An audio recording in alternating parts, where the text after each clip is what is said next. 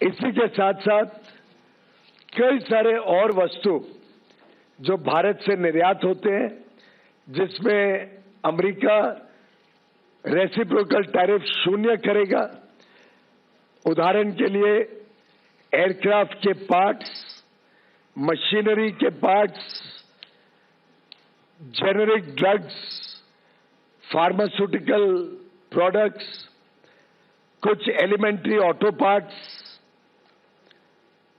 GeM and diamonds जो वेस्ट बंगाल में बनते हैं, महाराष्ट्र गुजरात में बनते हैं, तमिलनाडु में बनते हैं, केरल में बनते हैं, gem and diamonds, coins, platinum, clocks and watches, essential oils, कुछ होम डेकोर के वस्तु जैसे शैंडलियर्स, इल्यूमिनेटिंग साइंस, लैंप्स के कुछ पार्ट्स, सीट्स, कुछ इनऑर्गेनिक केमिकल्स, आयरन और hydro oxides, aluminium oxides, inorganic compounds, precious metals के, जिंक ऑक्साइड्स, कुछ इंस्ट्रूमेंट्स और अपैरेटस, कुछ अलग अलग प्रकार के मिनरल्स और नेचुरल रिसोर्सेज, कुछ पेपर, प्लास्टिक और वुड की वस्तुएं, नेचुरल रबर।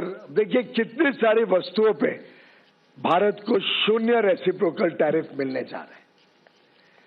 इसी के साथ साथ हम सबके लिए बहुत ही खुशी की बात है, और इसका तो मैं समझता हूं पूरे देश में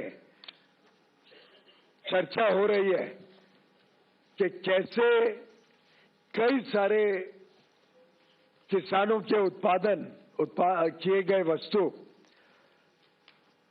किसानी क्षेत्र के उत्पाद अब भारत से शून्य ड्यूटी पर अमेरिका में जा सकेंगे, और जिसका भारत के निर्यात को फायदा होगा। इसी के साथ साथ एक देश में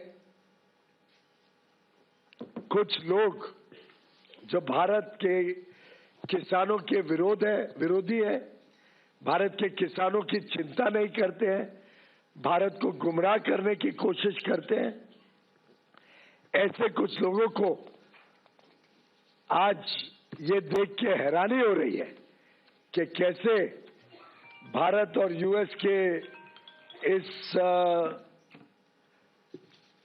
एग्रीमेंट के द्वारा कई सारे किसानी क्षेत्र के सामान पर शून्य कोई लाभ भारत में इंपोर्ट करते हुए दिया गया है। कोई लाभ नहीं दिया गया, कोई रियायत नहीं दी गई है। लोग सोचते थे ना कि भाई किसानी क्षेत्र में सब खुल जाएगा। हमने कोई ऐसा काम नहीं किया है जिसमें किसी भी किसान को नुकसान हो सके। जो वस्तु भारत में सेंसिटिव है, हमारे किसान पर्याप्त मात्रा में बनाते हैं, जिसमें हम आत्मनिर्भर हैं, उन सब वस्तुओं को इस एग्रीमेंट के दायरे से बाहर रखा गया है। उसमें भारत ने कोई छूट नहीं दी है। जैसे कि उदाहरण के लिए जीएम का बना हुआ जेनेटिकली मॉडिफाइड कोई वस्तु भारत में नहीं आएगा। मीट, उसमें कोई रियायत नहीं दी गई है। पोल्ट्री, कोई रियायत नहीं दी गई है। डेयरी के कोई वस्तु के ऊपर कोई रियायत नहीं दी गई है। सोया मिल, कोई रियायत नहीं दी गई है।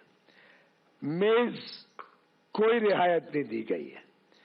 मेज यानी मक्का, कोई रियायत नहीं है। चावल, गेहूं, चीनी, सीरियल्स, ये कोई रियायत नहीं दी गई है। मिलेट जैसे ज्वार, बाजरा, रागी, कोडो, अमरनाथ, इस पर कोई रियायत नहीं दी गई है।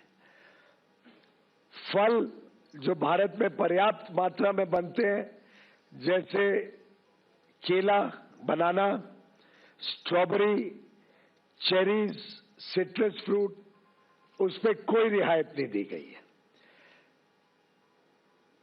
ग्रीन टी, काबुली चना, मूंग, कोई रियायत नहीं दी गई है।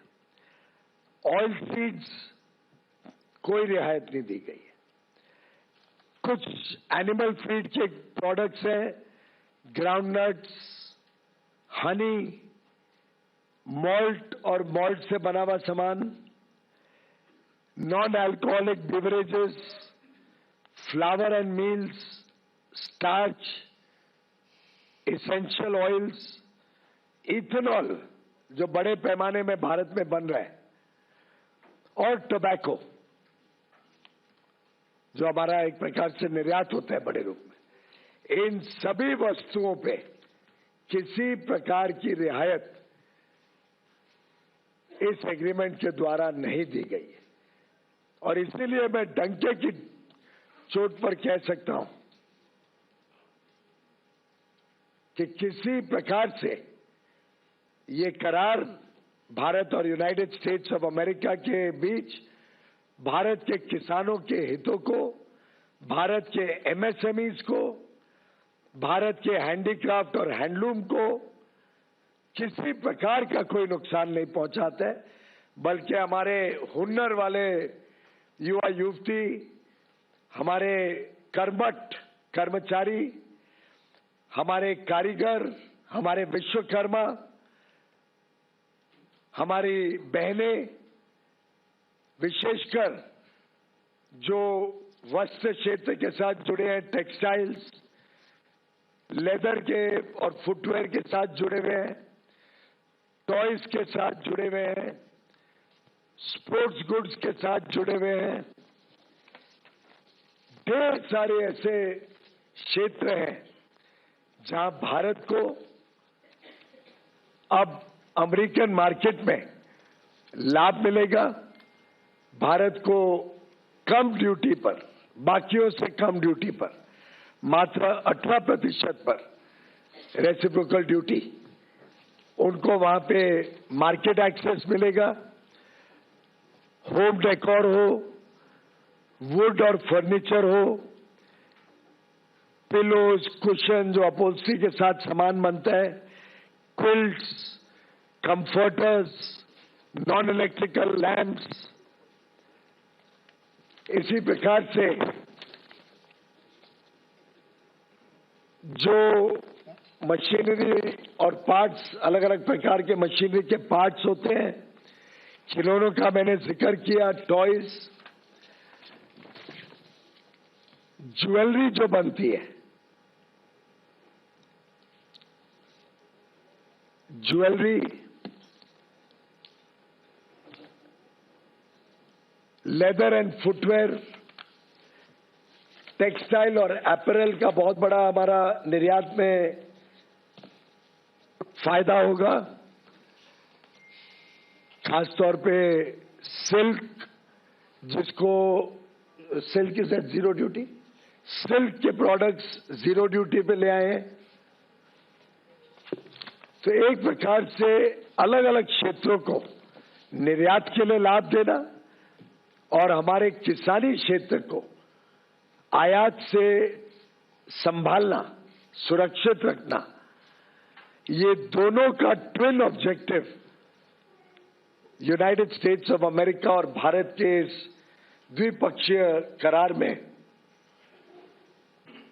किया गया है। मैं माननीय प्रधानमंत्री नरेंद्र मोदी जी और माननीय डोनाल्ड ट्रंप जी, राष्ट्रपति यूनाइटेड स्टेट्स के, दोनों को बधाई देता हूं कि बड़ा ही फेयर, इक्विटेबल और बैलेंस्ड ट्रेड एग्रीमेंट जो भारत के हितों को संरक्षित रखता है, द्विपक्षीय व्यापार को मौका देता है बढ़ने के लिए, भारत को अलग अलग प्रकार के टेक्नोलॉजी प्रोडक्ट्स जो हमारे विकास के लिए हमें आवश्यकता है, उदाहरण के लिए हवाई जहाज हो, सेमीकंडक्टर्स हो, चिप्स हो, एआई मिशन को हमें आगे लेके जाना है, हाई क्वालिटी मशीनरी हो जो हमें सेमीकंडक्टर इंडस्ट्री और क्वांटम और हाई क्वालिटी इनोवेटिव प्रोडक्ट्स जो भारत में लगते हैं